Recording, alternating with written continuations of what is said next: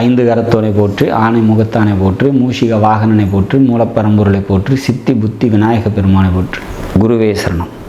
இணையத்தால் இணைமீது எங்களுக்கு வணக்கம்.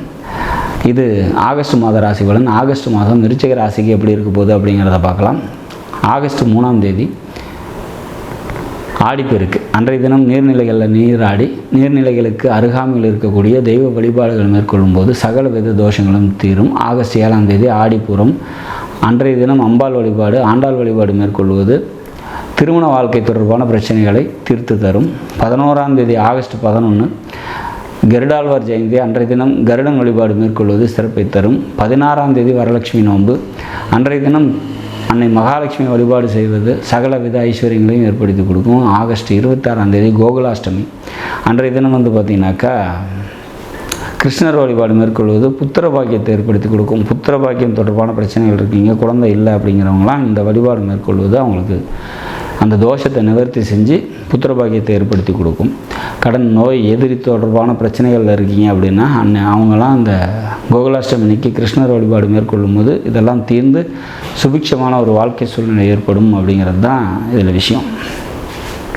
சரி, எப்படி இருக்க போகுது விருச்சிக ராசிக்கு இந்த ஆகஸ்ட் மாதம் அப்படின்னா, ராசிநாதன் அப்படின்னு சொல்லக்கூடிய செவ்வாய் பகவான் உங்களோட ராசியிலே பார்க்குறாரு. ராசிக்கு குரு பார்வை இருக்குது. இதெல்லாம் ஒரு சிறப்பான ஒரு அமைப்பு. சமுதாய அந்தஸ்து அதிகரிக்கும்.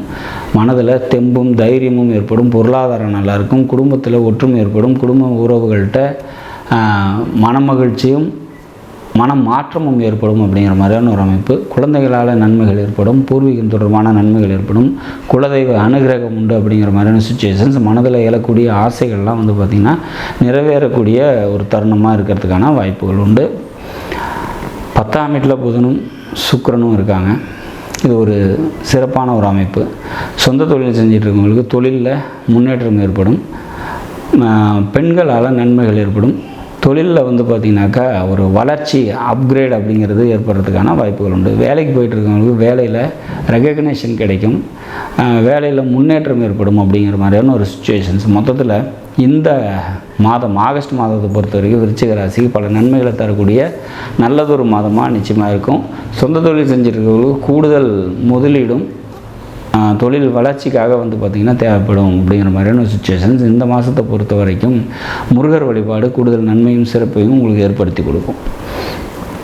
சந்திராஷ்டம தினங்கள் 29, 30, 31 3 நாட்கள் சந்திராஷ்டம தினமாக வரதுனால முக்கிய முடிவுகள் எடுக்காதீங்க. வெளியூர் பயணங்களை தவிர்த்துருங்க. நாடும் நாட்டு மக்களும் நலமுடன் வாழ நவகிரகங்களை வேண்டி அமைகிறேன். நன்றி, வணக்கம்.